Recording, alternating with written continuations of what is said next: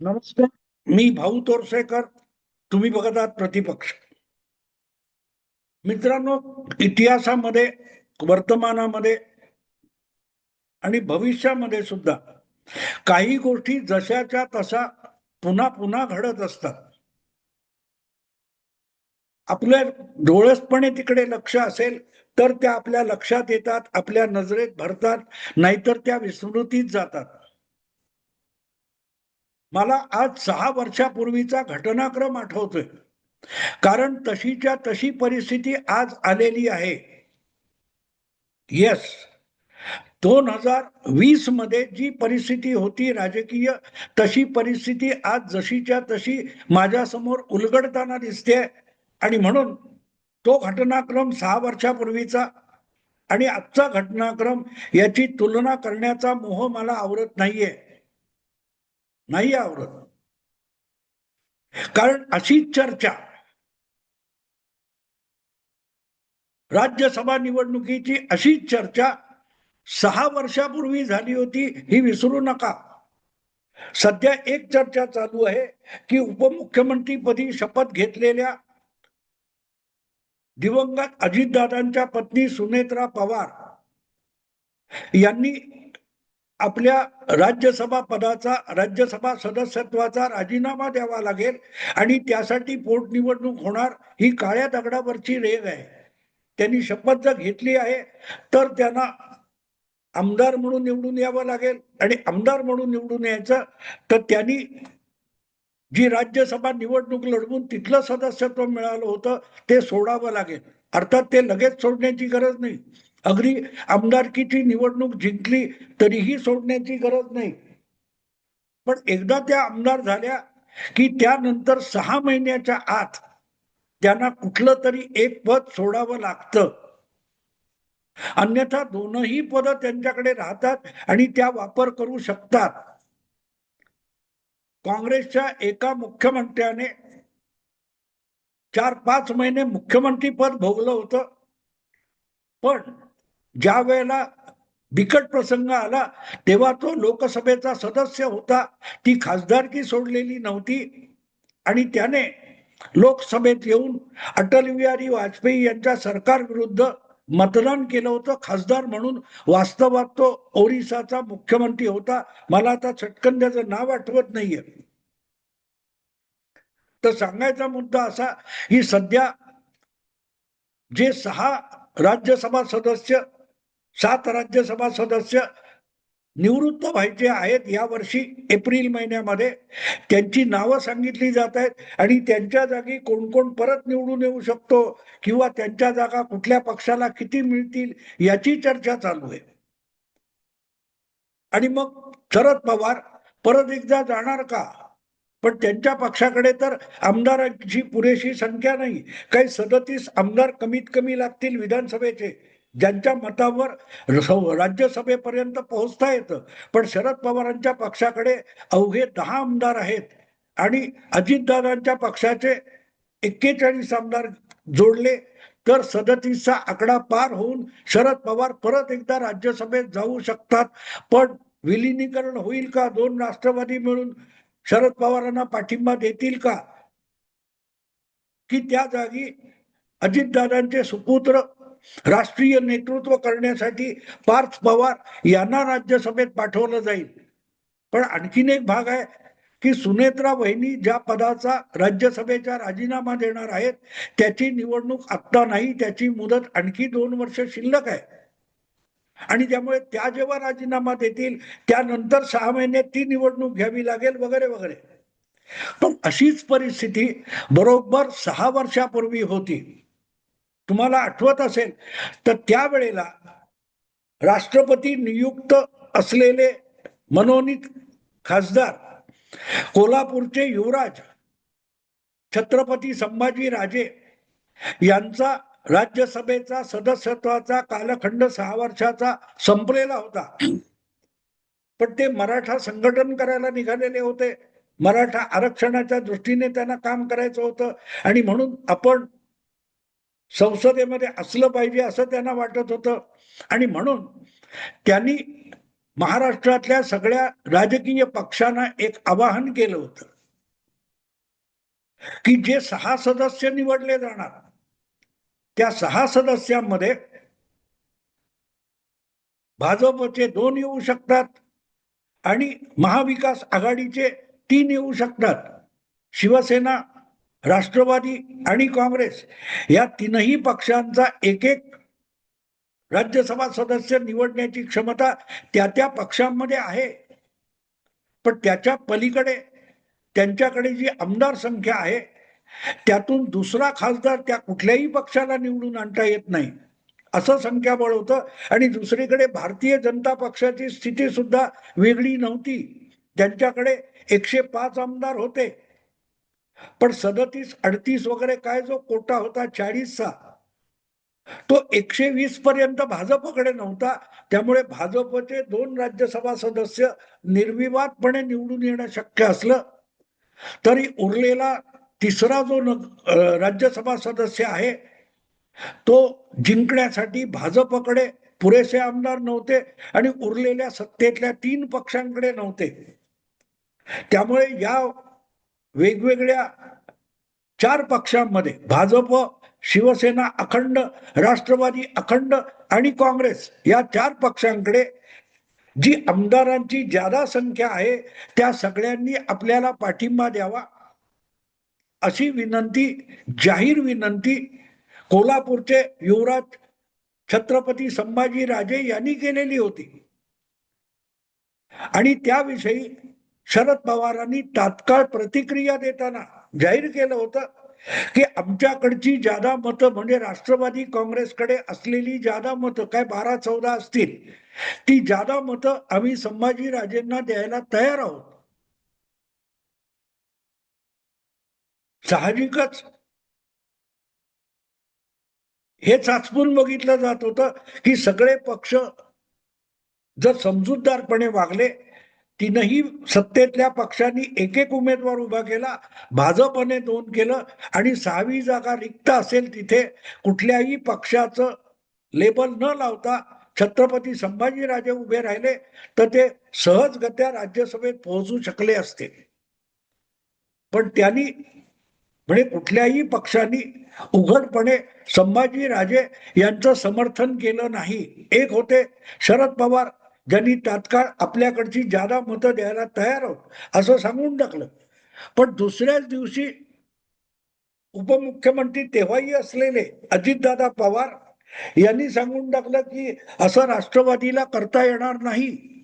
शरद पवारांनी घोषणा केली ठीक आहे, पण ती त्यांची चूक आहे. 2018च्या निवडणुकीमध्ये जर 2022ची बोलतोय मी, 20 नाही 22ची गोष्ट आहे. 2022च्या निवडणुकीमध्ये जर ही सगळी मी जिथे 2020 म्हणालोय ते चुकून बोललोय, 2022 समजा, तर 2022 मध्ये ही निवडणूक होती ज्याच्यासाठी छत्रपती संभाजीराजे इच्छुक होते. पण 2020च्या निवडणुकीमध्ये फौजिया खान राष्ट्रवादीच्या दुसऱ्या उमेदवार आणि शरद पवार या दोघांना पुरेसे आमदार नसल्यामुळे शिवसेनेने आपली अधिकची मतं दिली होती आणि बदल्यात 2022ला शिवसेनेचा दुसरा उमेदवार असेल त्याला आपली जादा मतं देण्याचं वचन शरद पवारांनी दिलं होतं. याची आठवण अजितदादांनी करून दिली आणि शरद पवारांना माघार घ्यावी लागली.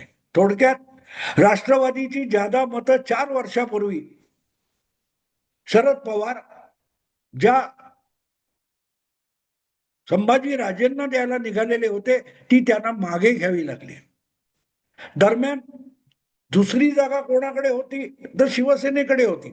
म्हणजे काँग्रेस, राष्ट्रवादी यांची एक्स्ट्रा मतं अधिक आपली मतं घेऊन आपला दुसरा खासदार निवडून आणता येईल हे उद्धव ठाकरेंचं गणित होतं आणि त्यांनी आपली दुसरी जागा संभाजीराजे यांना द्यायची ऑफर मान्य केली की ठीक आहे, तुम्हाला राज्यसभेत जायचंय तर तुम्हाला शिवसेना पाठिंबा देईल, पण अपक्ष म्हणून संभाजीराजेंना पाठिंबा दिला जाणार नाही.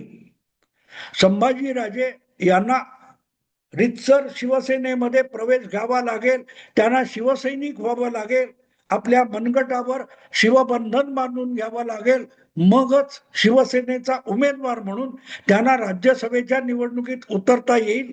आणि त्यामध्ये शिवसेनेकडे असलेली जादा मतं अधिक राष्ट्रवादीची जादा मतं आणि उरलेली काँग्रेसकडे असतील तीही घेऊन शिवसेनेचे राज्यसभा सदस्य म्हणून आपण तुम्हाला राज्यसभेत पाठवायला तयार आहोत, अशी भूमिका उद्धव ठाकरे यांनी घेतली होती. पण ती छत्रपती संभाजीराजे यांनी फेटाळून लावली. त्यांची मुदत संपत असताना ते विरोधी नेता असलेल्या देवेंद्र फडणवीसांच्या सरकारी बंगल्यावर गेले.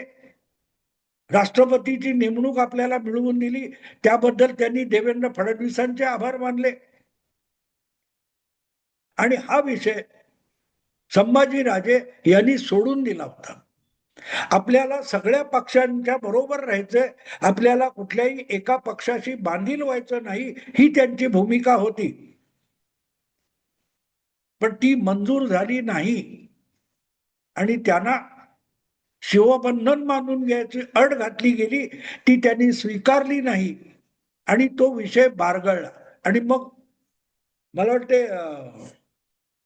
उद्धव ठाकरे यांनी कोल्हापूरचाच आपला जिल्हा प्रमुख होता, मला आता नाव आठवत नाही, सूर्यकांत किंवा काहीतरी होतं, त्याला राज्यसभेचा आपला दुसरा उमेदवार बनवला. संजय राऊत आणि हा कोल्हापूरचा जिल्हा प्रमुख असे दोन उमेदवार उद्धव ठाकरेंनी राज्यसभेसाठी उभे केले.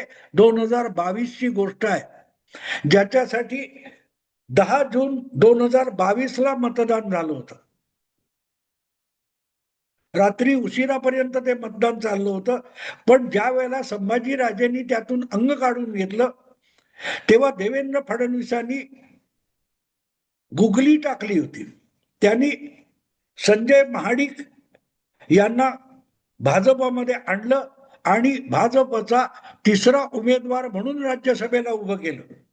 भाजपकडे तिसरा उमेदवार निवडून आणण्यासाठी पुरेसे आमदार संख्या नव्हती.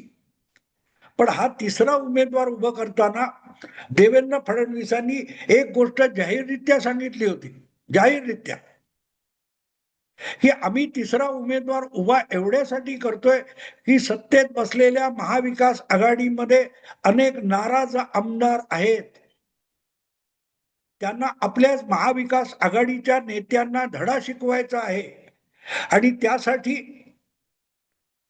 भाजपने तिसरा उमेदवार उभा करावा. त्यांना महाविकास आघाडीतले हे नाराज आमदार मतदान करणार होते, म्हणूनच संजय महाडिक यांना देवेंद्र फडणवीसांनी मैदानात आणलेलं होतं. आणि तुम्हाला आठवत असेल तर 10 जून 2022 ला जे मतदान झालं, त्या मतदानामध्ये प्रत्येक पक्षाचे ठरलेले खासदार निवडून आले. 6व्या खासदारासाठी शेवटपर्यंत घासाघीस झाली आणि दुसऱ्या तिसऱ्या प्रेफरन्स करताना संजय महाडिक हे भाजपचे तिसरे खासदार निवडून आले आणि तिथून मग महाविकास आघाडीच्या उद्धव ठाकरेंच्या सिंहासनाला हादरे बसायला सुरुवात झाली. अवघ्या 10 दिवसात त्याचीच पुनरावृत्ती ही विधान परिषद निवडणुकीमध्ये 20 जून 2022 ला झाली आणि 30 जून 2022 ला महाराष्ट्रात सत्तांतर झालं. उद्धव ठाकरेंच्या जागी एकनाथ शिंदे मुख्यमंत्री म्हणून आले. हा सगळा घटनाक्रम आज पवार पुन्हा राज्यसभेत जाणार का, या निमित्ताने 4 वर्षांनी सुरू झालेला आहे. घटना तशाच आहेत. आज विरोधी पक्षात बसलेल्या जे काँग्रेस आणि राष्ट्रवादी, शरद पवार गट आणि उबाठा या तिघांनी एकत्र आले तर अवघा एक खासदार निवडून येऊ शकतो. पण त्यांनी एकत्र यायचं की नाही ठरवायला लागेल. तर शरद पवार यांच्या नावाखाली ते एकत्र येऊ शकतात असाही युक्तिवाद चालू आहे.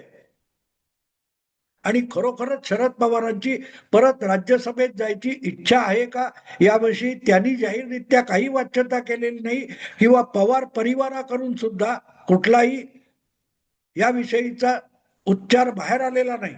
त्यामुळे आज तरी माहित नाही. पण एक गोष्ट सांगणं आवश्यक आहे की जी काही चर्चा आज चालू आहे त्यामुळे आपल्याकडे 20 आमदार आहेत, पण आपण 15-18 आमदार कमी असल्यामुळे कोणालाही राज्यसभेत पाठवू शकत नाही. हे उद्धव ठाकरेंचं दुःख आहे. आपण छत्रपती संभाजीराजे यांना पाठिंबा दिला पण मतं देऊ शकलो नाही. ही जी जाणीव शरद पवारांना असेल तर मग हा 4 वर्षापूर्वीचा इतिहास आज खुद्द शरद पवारांसाठी आणि उद्धव ठाकरे यांच्यासाठी त्याची पुनरावृत्ती होते. तेव्हा या दोघांनाही 2022 मध्ये छत्रपती संभाजीराजे यांच्या वेदना काय असतील ते कळतील. तुमच्याकडे उरली सुरली मतं द्या. मी सर्व पक्षीय खासदार म्हणून राज्यसभेत बसतो एवढीच त्यांची अपेक्षा होती. संभाजीराजेंना भाजपाचा खासदार व्हायचं नव्हतं, पण शिवसेना आणि राष्ट्रवादीचं सुद्धा व्हायचं नव्हतं. त्यामुळे तुमच्याकडची जादा मतं द्या, तुमच्या हक्काची मतं देऊ नका. तुमचा उमेदवार बाजूला ठेवून मला तिकीट द्या, ही संभाजीराजे यांची अपेक्षा नव्हती. पण त्यांच्या मनाचा हा मोठेपणा ज्यांना ओळखता आला नाही ते 2 नेते होते, शरद पवार आणि उद्धव ठाकरे. आणि त्यावेळेला आपल्या इतक्या चांगल्या उदात्त कल्पनेला हे नेते का झुगारतायत, ही छत्रपती संभाजीराजे यांची वेदना होती.